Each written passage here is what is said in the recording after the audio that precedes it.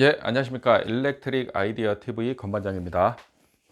오늘은 여러분들께 좀 특강을 좀 하려고 해요. 뭐 특강보다는 제가 이제 좀 이렇게 상담을 받으면서 이제 여러분들의 생각하시는 그런 모습들, 그다음에 이런 패턴들을 봤을 적에 좀 한 번 정도는 말씀을 드려야 되겠다 싶어서 좀 이제 설명을 좀 드리려고 합니다.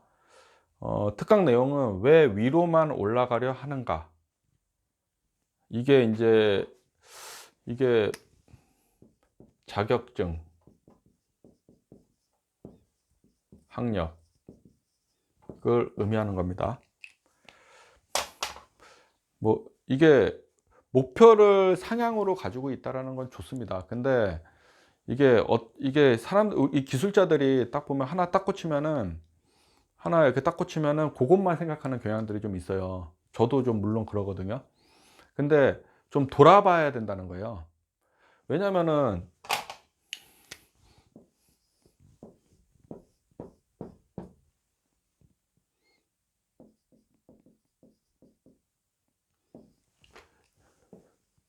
여러분들이 한번 그 구조를 좀 알아야 되는 거예요.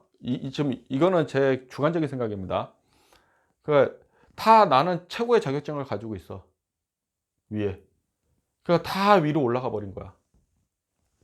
예를 들어서 사장도 막 100명 있고 그 부사장은 150명 있고, 저기 그 50명 있고, 부장은 30명 있고, 직원 부장 이하는 뭐 몇 명밖에 안 몇십 명밖에 안 돼. 그러면 이 일은 누가 해요? 예.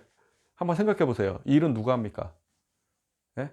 자격증도 예를 들어서 기술사 있고, 뭐 경력이 이제 기술사 있고 경력으로 된 이제 그 특급들이 있어요. 기술사는 다 특급이죠, 웬만하면.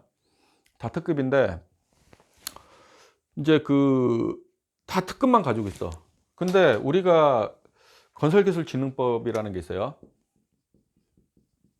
기술진흥법이 있고 그다음에 또 뭐야? 그 엔지니어링 그 대가를 산정하는 기준이 또 있어요. 예전에 기술진흥법이 건설기준관리법인가? 거기서 이제 법이 바뀌면서 건설기술진흥법으로 이게 바뀌었어요. 그 다음에 엔지니어링 사업 대가가 있고, 죄송합니다. 엔지니어링법에 엔지니어링 사업 대가 산정하는 게 있고, 건설기술진흥법에 의해서 그 건설 사업 관리자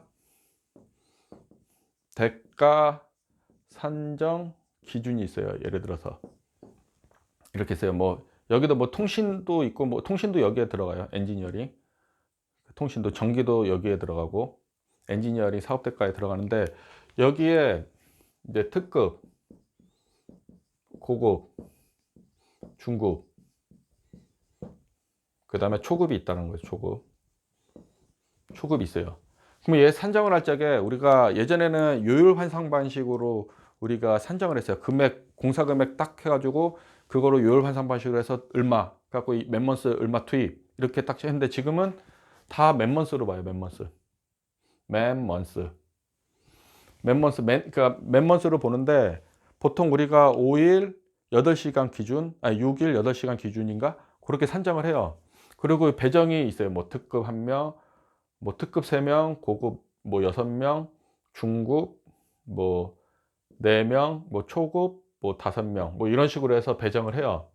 뭐 100억짜리 어 6천억짜리 공사에 이제 감독관한 대행이나 건설 사업 관리자를 섭외를 할 적에, 뭐 한 조직으로 보면은 뭐 건설 사업 관리자까지 하고 감독관한 대행까지 하면은 보통 뭐 많게는 뭐 40에서 50명까지 배정을 해요. 뭐 배정을 해요. 그러면 예를 들어서 다 최고만 다 가. 그러면 다 여기야. 여기 해야 되는데, 문제는 뭔지 아세요?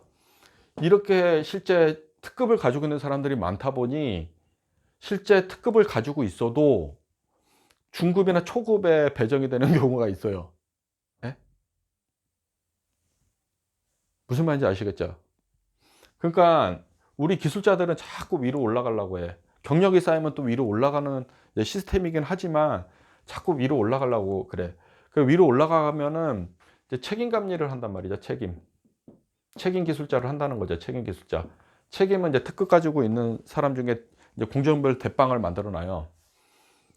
그 이제 책임 이제 거기 위에 이제 더 총괄하는 단장도 있겠지. 단장 직책을 수행하는 사람도 있겠죠.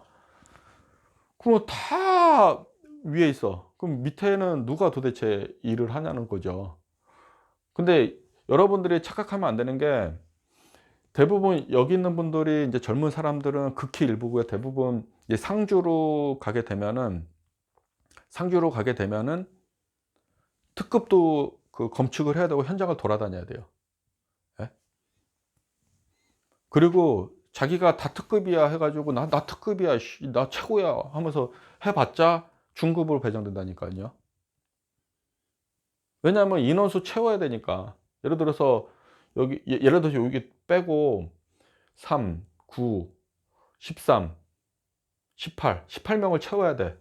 근데 다 특급 가지고 있고 초급은 없어. 그러면 기술사 가지고 있는 사람이 초급 내려오는 경우도 있어요. 그건 실제 내가 했던 프로젝트에 그렇게 했었어요. 그러니까 여러분들이 너무 위로만 올라가려고 생각하지 말고 뭐 고급만 가도 뭐 공사 금액 좀 조그마한 거 하면서 여러 개 하면 되는 거죠. 기간이 짧은 것뿐이지 특급은 이제 큰 공사 금액을 가지고서 갈 수가 있어요. 있는 데를 가지고 있지만은 그만큼 책임져야 될 포션이 되게 넓어져요. 고급, 중급은 금액이 낮아지잖아요. 고급이 책임감리 하는 데도 있어요.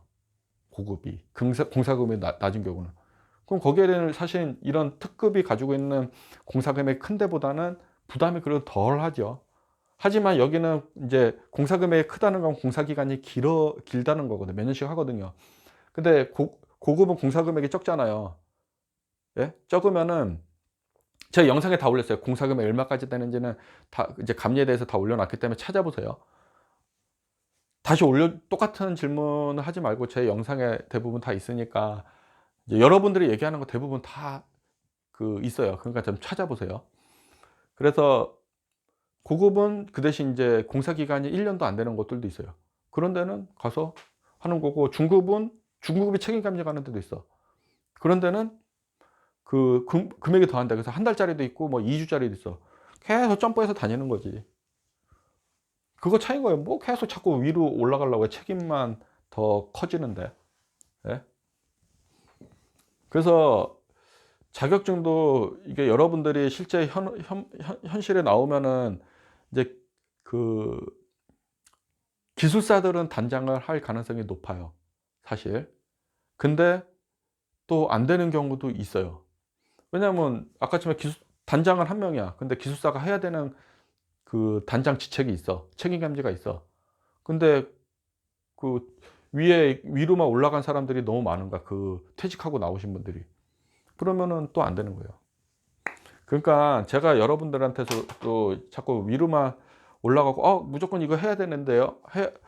저는 지금까지 영상 찍으면서 꼭 이 자격증을 꼭 따야 됩니다라고 얘기한 적이 별로 없어요. 그러니까 소방이랑 전기 필수 자격증에 대해서만 제가 요것만 따고 노세요라고 했잖아요. 너무 막 위로 올라가면서 자격증 공부에 올인해 가지고 막 이렇게 할 필요 없고, 그다음에 학력도 마찬가지예요. 전문대 공고 나와서 마이스터거나 공고 나와서 공기업 들어가는 사람도 있어요. 의외로 많아요. 그리고 인제 공고 나와 갖고 취직해 갖고 이게 더 이렇게 저 같은 관리직보다도 수당을 받으면서 돈을 더 이렇게 많이 버시는 분들도 있어요. 그러니까 이 학력의 한계를 가지고서 여러분들이 자만하면 안 되는 거예요. "나 박사야. 이씨. 내가 전기는 박사기 때문에 닥터야, 닥터. 닥터기 때문에 내가 전기는 야 학사보다 더 알아. 공고 니네들 나온 애들보다 내가 더 알아." 그런 이게 자격지심을 이게 가지면서 살면 안 돼요. 회사에서 그러면 왕따 당합니다, 왕따.